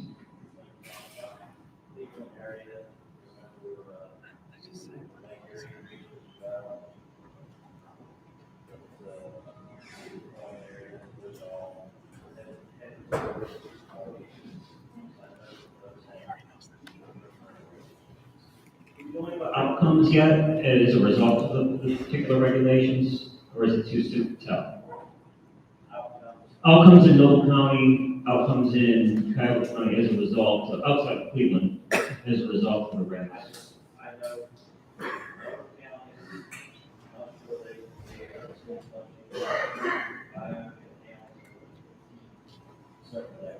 Okay, so it sounds like a good move for everybody in the room that's interested would be look at Noble County's regulations and say, talk to people you know there. There's like 5,000 people in the county, or something. It's a very small county. Right? It's not that small, but No. it's closer to our county. Okay. Okay, that's, the city is called, the county is Caldwell in Noble County. So, maybe look at that as an example of your.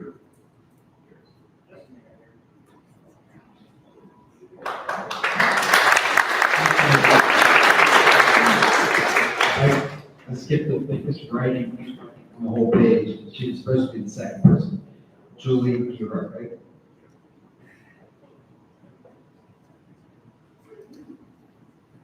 Good evening, everyone. My issue, Alan and I homes in town, gutted them, treated them, paid $40,000 in back taxes that somebody else owned in order to get them up and running for long-term rentals, and then charged minuscule amount to rent them out to help families in the community. And then we got to thinking about it, and they raised taxes. It was just ridiculous. So we sold one, and when we sold that one, we said, okay, we're gonna do the cabin thing.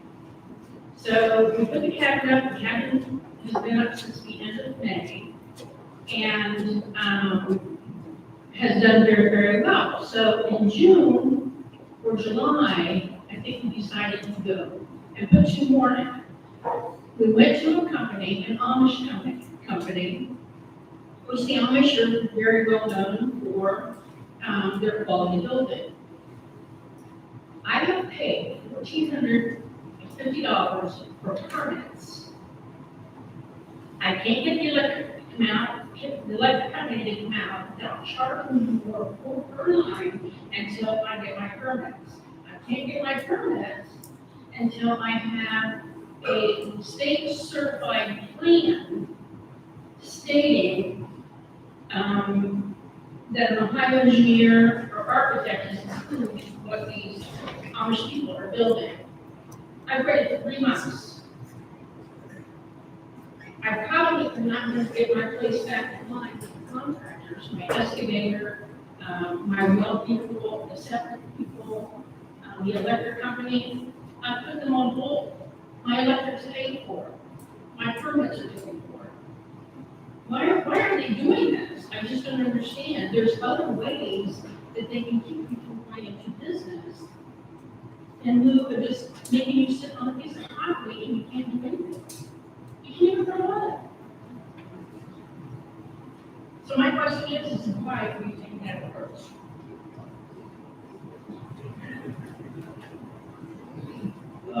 Can you tell me where your property is located? Yes, we live in Washington Township. Okay, On River. okay. Those permits that you're talking about are through the state of Ohio, Ohio Department of Building Standards. Those are administered by the state, have been in place since 2017. I don't know how long you've been asking. We haven't. This is recently started. They have been spotty about enforcement, the state of Ohio, but that's state of Ohio that we have nothing to do with. I get that. I don't have a problem with you a certified copy. No, it's not us you give it to. No, I understand. I have to give it to the public department, I have to give it to the bank. What way you work, you gotta do all that already, why do you need them set this to? You gotta go to the state, talk about that, everybody else.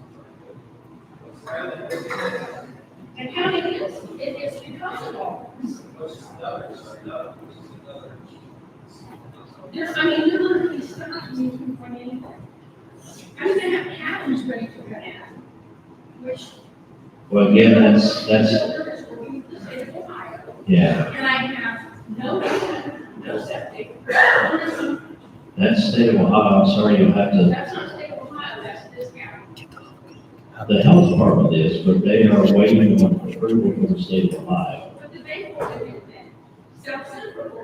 I can't speak for those folks either. You know? There's problem here. It's not us. Sure it is. It's a short-term. It's a short-term rental building requirement set in place by the state of Ohio, not us. But you're all of a sudden in access. They're going to take. No, what is in place through the state was not under the jurisdiction or approval of this county. It's statewide. Yeah. January 1st, yeah. Yeah. The health department just recently began enforcing ensuring that those permits are in place before they give their final approval and occupancy permit. But again, that's a, It cost me $1,450 per permit. yeah, that's state of Ohio. I'm guessing that's permits through the state of Ohio nowadays. About $50. Do these regulations have any plans to override the state within the city No. limits? No. No, no. Was there something in that regulation, was there something written in that regulation, since somebody look into that? I thought there was something that had to do with the potential of also taking over the city, if that's not true. No. No.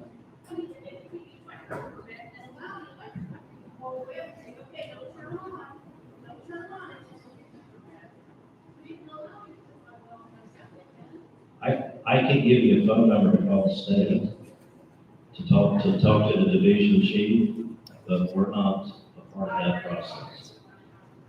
No, I'm talking about the division chief in Columbus. Yeah, but the state, when the state runs that part, it has nothing to do with you, unfortunately.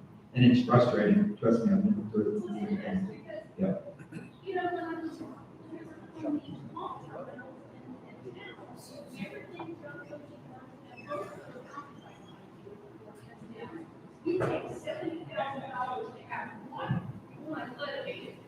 Now, city of Logan is completely different from us. They are zoned in a different jurisdiction. Andy, good, he's got a loud voice, he doesn't need a Yeah, I microphone. need a microphone. Sorry, as fun as this conversation is. One thing I didn't hear asked tonight, and I think there should be a lot of concern about, is the whole privacy fencing / landscaping thing. Has that been addressed, or are we going to just look like a row of prisons with, you drive down Big Pine Road with every cab having a privacy fence between them, it's going to look. No, it's been addressed, Andy. Yeah, what is it, like a 200 feet separation? Well, I don't know that there's a distance, but we're not attending fencing, we're attending, in situations where there's high densities, that there could be mounting or landscaping, but it was never the intent to require that, Andy. But even landscaping would look ridiculous. I mean, I know some corner lots in Logan that are Airbnbs, how are they going to do that? Logan wouldn't apply. So a county-wide ordinance doesn't apply to. The county, these regulations do not apply to the city of Logan. Okay.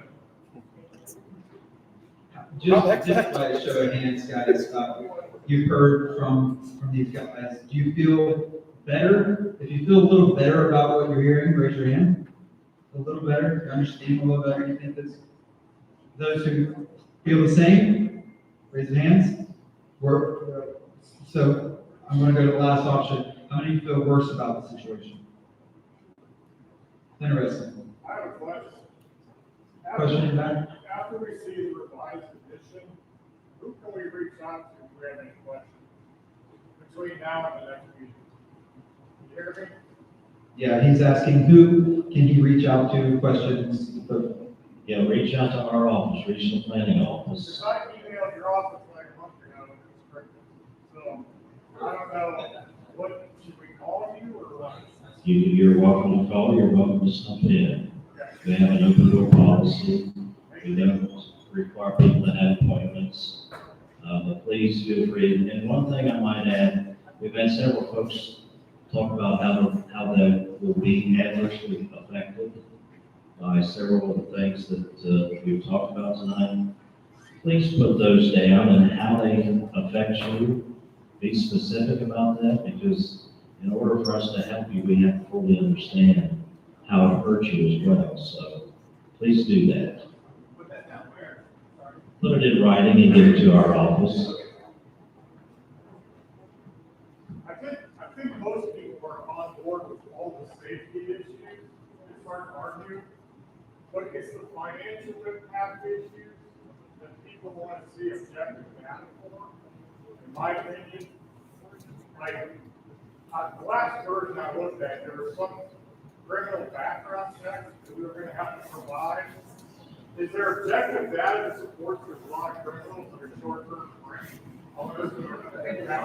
That's an issue that we talked about, again, another issue that we talked about today.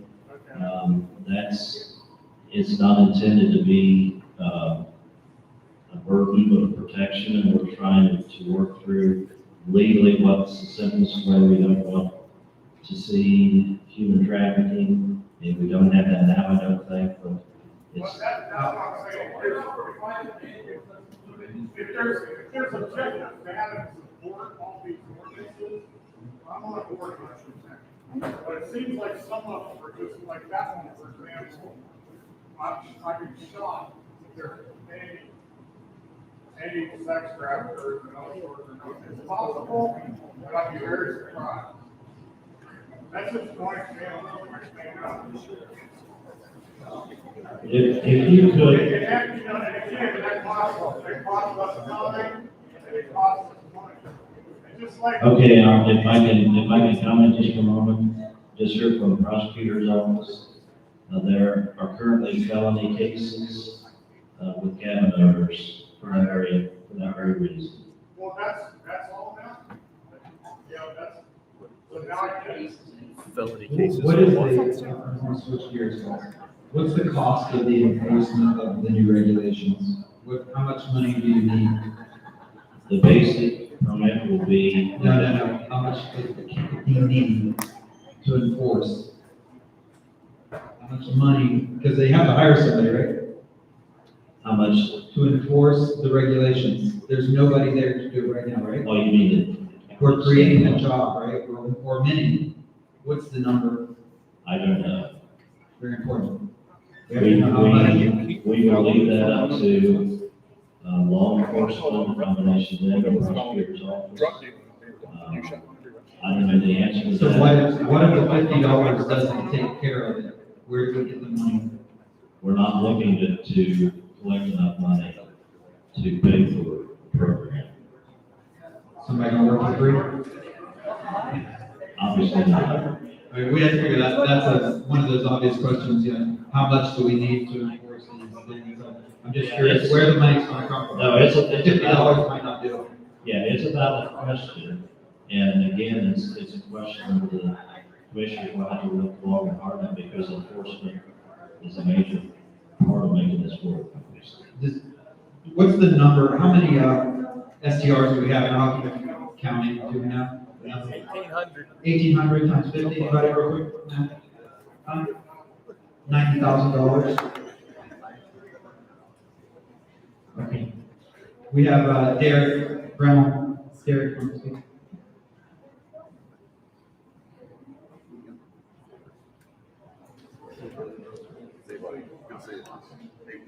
Hello, everyone.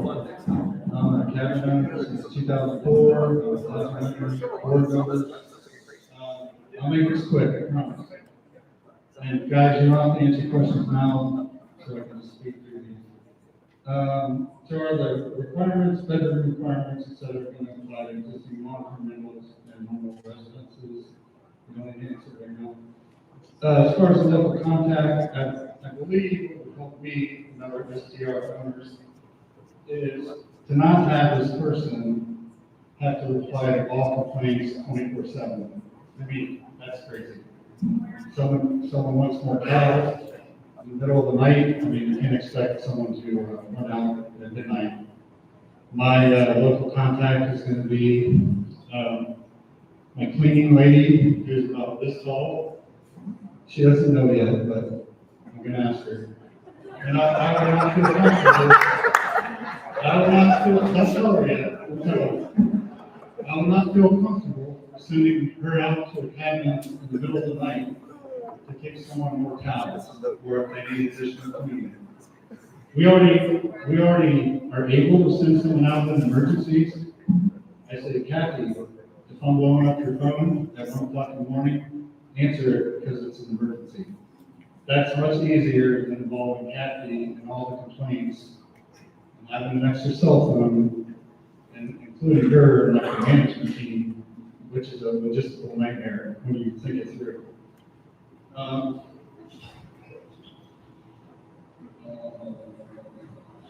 And then also, if we do need to make changes to our properties, I hope we get a good amount of time.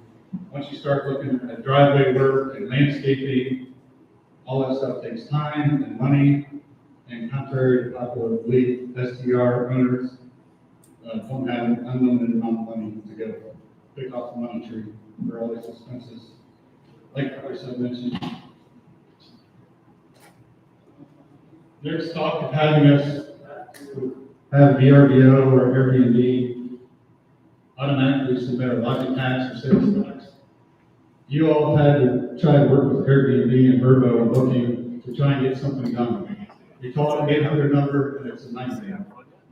So I've heard horror stories of people, Airbnb is supposed to be paying their taxes and they're not, and now the owners behind on the taxes, and you have to call the 800 number of Airbnb.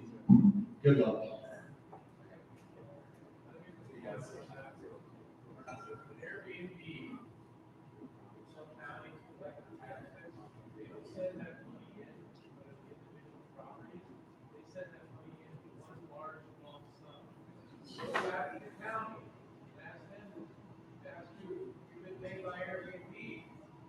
Tell you that. That is terrible. When I talk to the Hocking County, tax collectors, architects, that they absolutely do not use Airbnb, that change it at all. But did they receive the money anyway? No, Hocking County is not receiving any money from Airbnb. So recommend they don't, because short-term voters, you'll never know if your taxes were paid. Yeah, we don't recommend anything other than what our bed tax administrator approves. And it's unfortunate that everyone is so confused about that. As long as you're working with Josh Gibbons, you're registered properly, you're paying your taxes, that's all we're asking. We've taken it out. Okay. Also to the economics. And like others have said, for existing businesses, yes, consider grandfathering us for driveway work or landscaping, any of that stuff. We've been operating our businesses for 15, 20, 10 years, whatever, not bothering anybody, running our business. So hopefully you can take that into account. Same with signage. If you're running a short-term rental, you have good signs, you have good directions to the cabins already.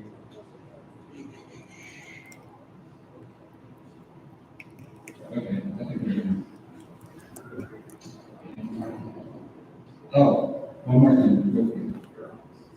So there's mention of having, I guess, sign something to agree to our policies or to agree to stuff like this. It's so much easier to put. We have a confirmation email that goes out as soon as someone books a cabin. It just says, by booking our cabin, you're agreeing to X, Y, Z policies. So we don't have to go track people down to get them to sign something. That way we're covered, it's automatic, and that's it. Thank you.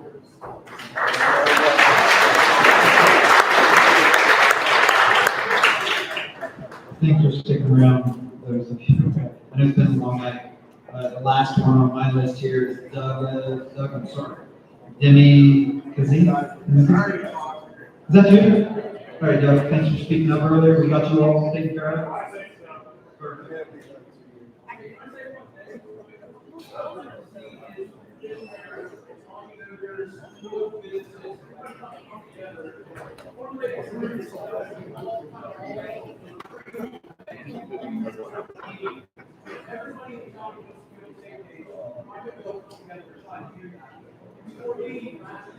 Yeah, I don't think that if you're taking it by the end of this, I'm a moderator, this is my personal opinion, but if you you're feeling like this is being done in a hasty way, I personally don't feel that anymore. I feel like that there's time, and that's why we're here. What you're saying is what we're doing.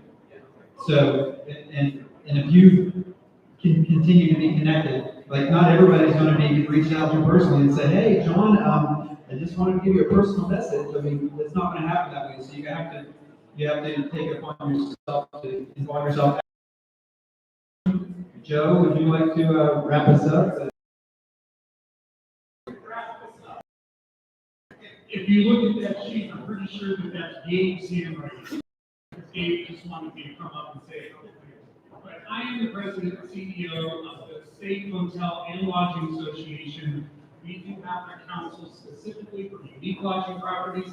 This is important to us. I appreciated the chance to hear over the past couple of weeks and tonight the same things that you're all listening to. I just wanted to share a couple of thoughts. First of all, one thing I would encourage everybody to do is broaden the scope of the sample ordinances and legislation that you're looking at. The few examples that we talked about here in Ohio, and I believe maybe what the consultant is looking at, are the tip of the iceberg. There are thousands of communities across America where this has been addressed already. And if you use the word template, you talked about using a template, and a template is a starting point. But the thing that scares me about templates when consultants provide them is you still conform to a template. You know, can't we think outside of that box a little bit with the concerns that we have?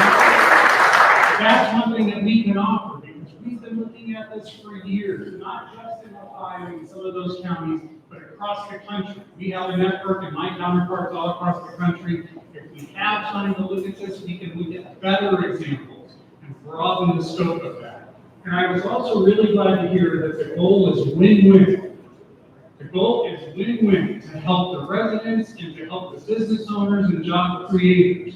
But in the early drafts that I've seen, I'm just a little concerned that there's too much win on one side and maybe no win on the other side.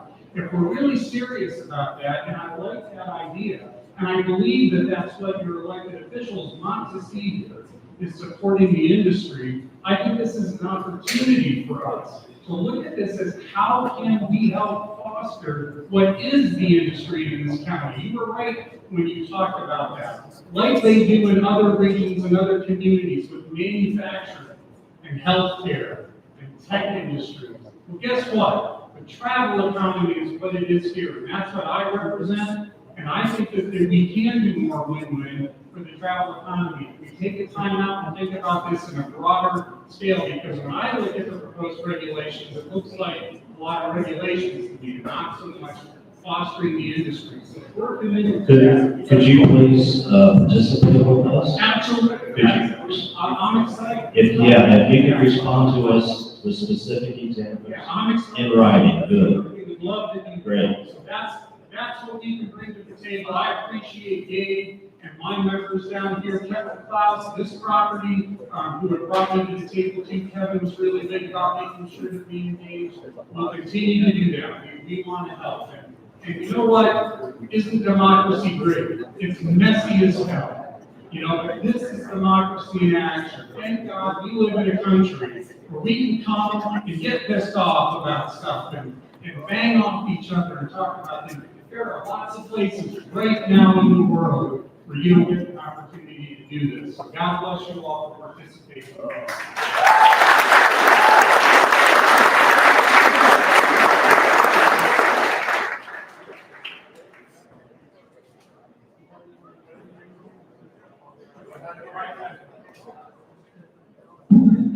Good up, guys. Thanks for coming.